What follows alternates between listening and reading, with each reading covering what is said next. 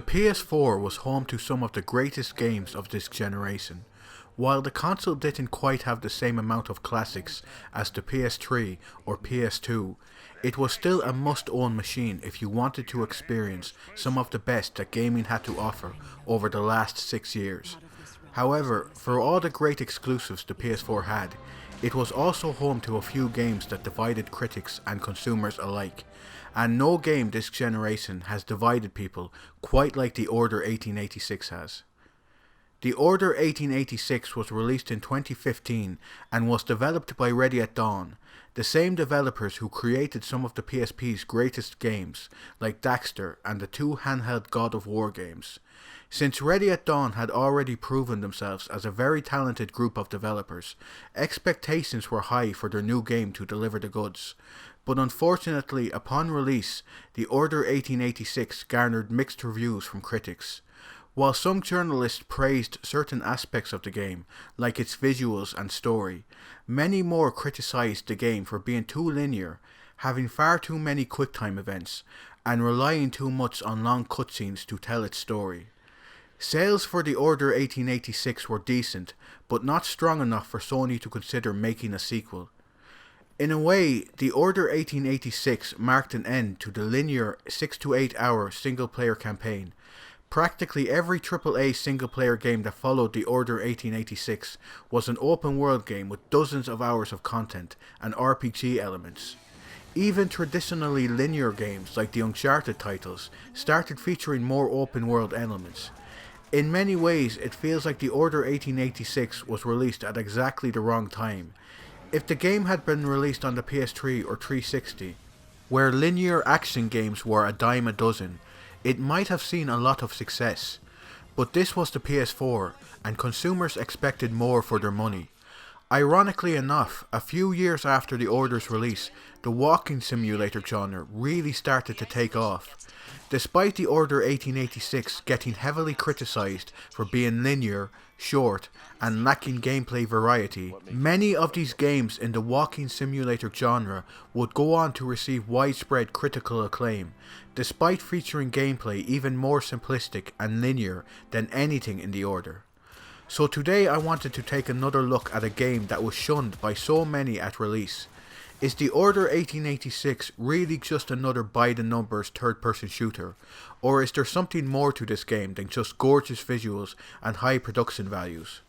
Well, let's hope there is, otherwise I've wasted my time making this video. The Order 1886 is set in an alternate version of London in the year... Oh shit, what year does this game take place in again? Let's see now. Surely the god is here somewhere.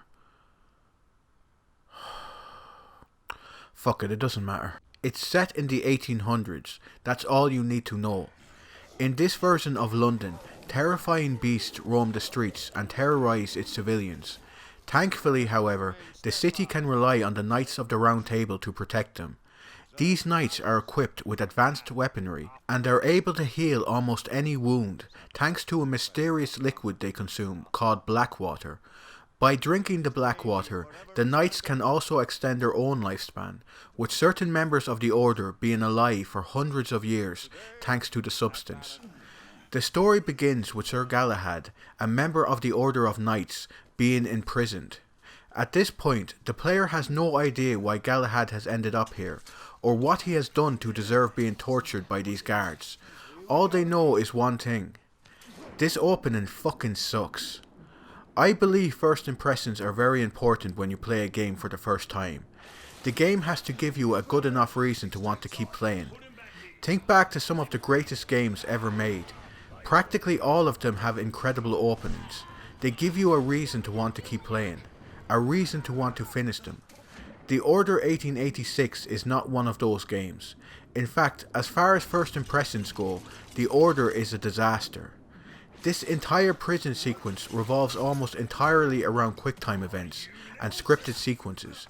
You never feel like you're in control of anything that is going on, and what's more, patronizing tutorials appear constantly on screen, explaining the most basic of video game mechanics to you. Thanks game, if you hadn't explained to me that pushing up moves my character forward, I might have been stuck here for hours. Thankfully, this opening sequence doesn't last too long, and Galahad soon escapes the prison, at which point it is revealed that Galahad has been imprisoned by his own order, for reasons we are not yet privy to. Galahad throws himself off the building and into the river, seemingly to his death. The story then rewinds back a few weeks to October. Galahad is still a respected member of the Order at this point, and is sent on a mission to deal with rebel fighters in Mayfair. Since this is a very important mission, Galahad is obviously very eager to deal with this threat as soon as possible, and hurries to his objective. Galahad? You maybe want to pick up the pace a bit there, honey? People are dying and need help. It's okay to maybe jog through a building when lives are at stake, you know? Okay, you want to walk? That's fine, you can walk. But please don't stop to look at any pictures. Oh, for fuck's sake, now he's looking at pictures. What the fuck, Galahad? How did you ever become a knight? So this is one of the main issues a lot of people, including myself, have with the Order 1886. The lack of control you have over your character. You can't run in this game unless you're in an area where the game allows you to run. You can't shoot unless you're in an area where the game allows you to shoot. You can't dodge unless a button prompt appears on screen. You can't jump outside of scripted areas. You can do fuck all unless the game explicitly tells you that you can. At times, the game plays more like a walking simulator than an actual third-person shooter, which is why I think the game would have found more success if it had been released a few years later when the walking simulator genre was really starting to take off. Personally, I'm okay with some of the sections where you're forced to walk slowly through an area, because it allows you to soak in the game's wonderful atmosphere. In my opinion, there hasn't been a more beautiful recreation of Victorian London to this day. Every single aspect of this world has been rendered in staggering detail. While many people like to claim that games like Uncharted 4 or Horizon Zero Dawn featured the best graphics of this console generation, there is no question in my mind that the Order 1886 was the most visually spectacular game of the last 6 years. That might sound like a crazy thing to say, but trust me, I'm used to saying and doing crazy things. Like that time I watched Death Note and became so obsessed with it that I tried to create my own working notebook. One day I'll figure out how to get you to kill my enemies.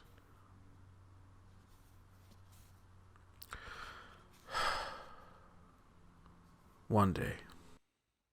To this day, the game frequently stuns me with how good it looks. During my last playthrough, there were no less than 3 occasions where I said out loud, "How did they do that?" All this visual splendor comes at a price, however. The entirety of the Order 1886 is cripplingly linear. There are very few opportunities to tread off the beaten path, and even when you can, usually all that's waiting for you is a picture to interact with or an audio log to listen to.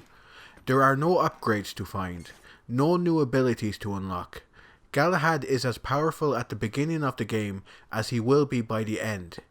There are also very few objects to interact with in the world, and even when you can pick something up, the game forces you to stare at the weapon or object for nearly half a minute for some baffling reason. There is one section in particular that still boggles my mind to this day with how stupid it is. So during a mission set in Whitechapel, Galahad encounters this guard and wants to distract him, so he picks up an apple to throw at him.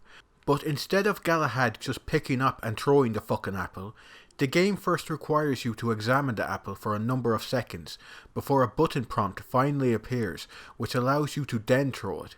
Like, what the fuck? Why would you possibly have to examine an apple before throwing it? That would be like having to examine your breakfast every morning before eating it.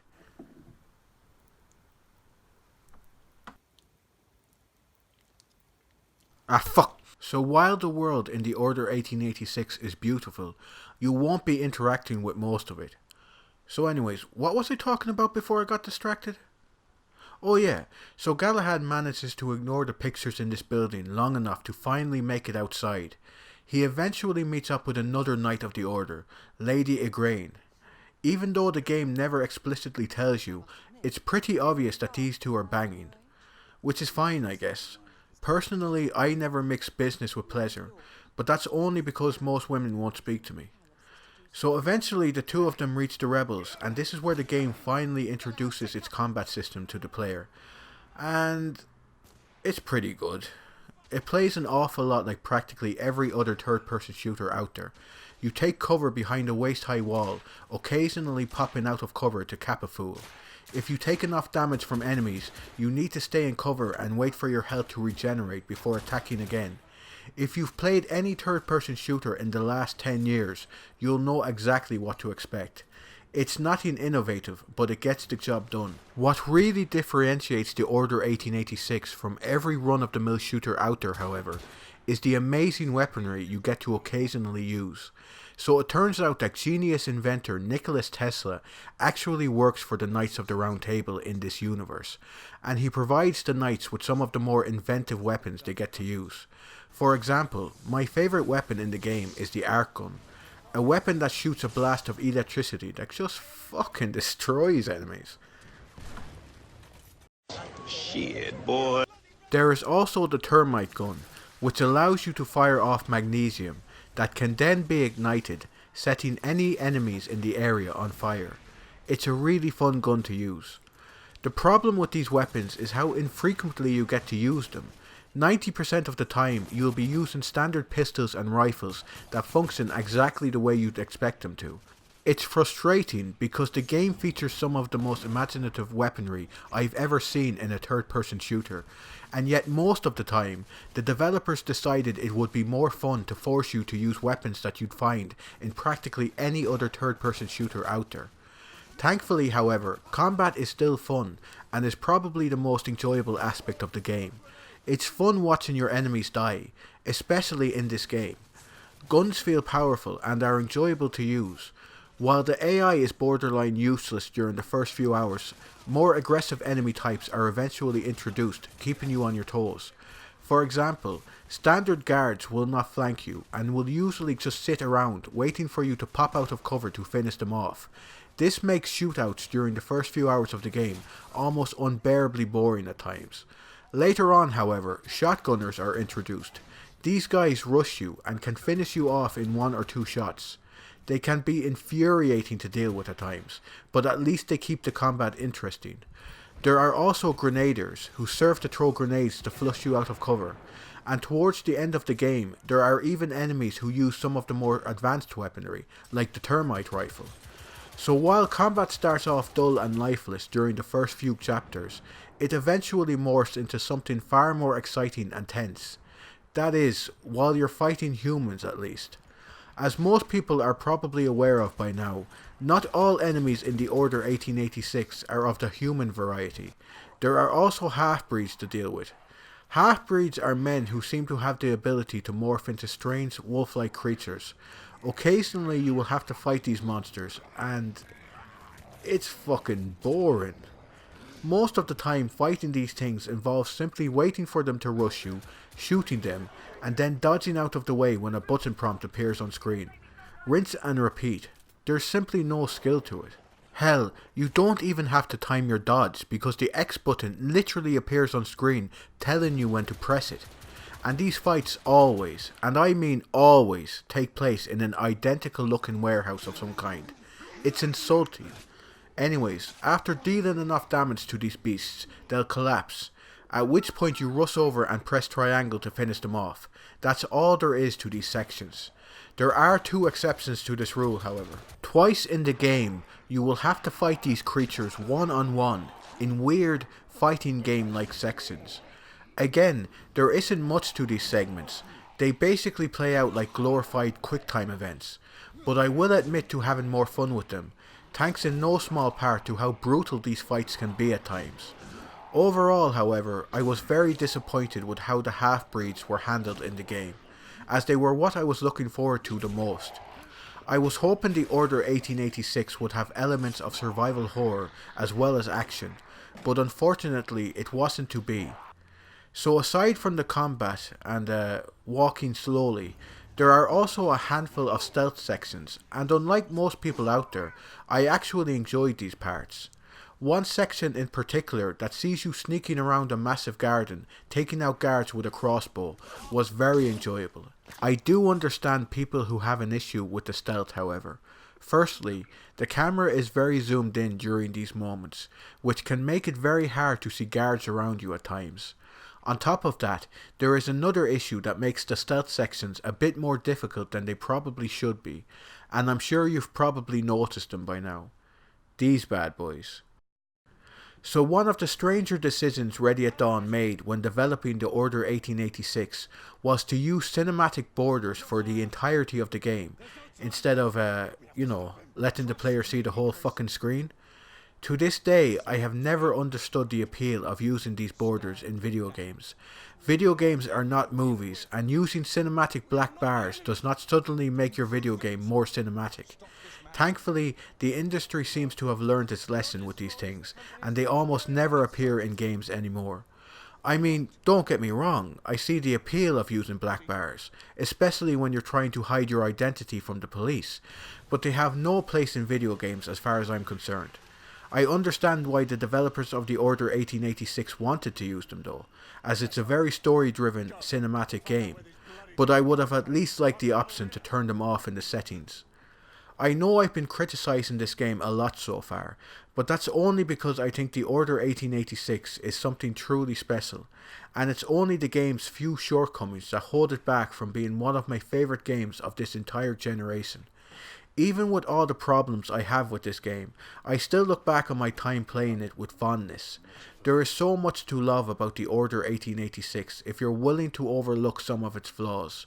For one thing, the game tells a genuinely intriguing story, full of twists, turns and backstabs. What starts off as a rather simplistic story about werewolves in London soon morphs into something else entirely, and by the end of the game I was thoroughly invested in this world and its characters. In fact, once the credits started rolling, all I could feel was immense sadness that we would never see a sequel that properly concluded Galahad's tale. Voice acting is outstanding across the board, with Steve West's Galahad stealing the show in several scenes. Why should I believe the word of a rebel and an assassin? We are more alike than you think. We have nothing in common! Do not allow your friend to have died in vain! Enough! Tell me why I should not kill you! In fact, I'd struggle to think of a single performance in this game that isn't excellent. You can tell that a lot of time and money went into finding the right role for each of these characters, and it shows. Writing is also top tier, with many scenes in the game being worth the price of admission alone. The scenes set in the council being the obvious highlights. On the contrary, by their rogue actions, the knights in question may have done the enemy a great service. The Lord Chancellor perhaps speaks too harshly. He would do well to remember that Sir Percival's force did uncover evidence of a rebel effort against the... Circumstantial evidence. Mere supposition, all of which resulted in a deplorable calamity. I will hear no more of the matter. With respect, Lord Chancellor. Sit down, Sir Galahad! With respect! I too have lost a friend. More than a friend. A brother. You do great wrong to sully his name in such a manner. From a narrative standpoint at least, the Order 1886 is a triumph, and it's a shame that so few games this generation made the same kind of effort with their stories. So I guess the real question that needs to be answered here is the Order 1886 worth playing?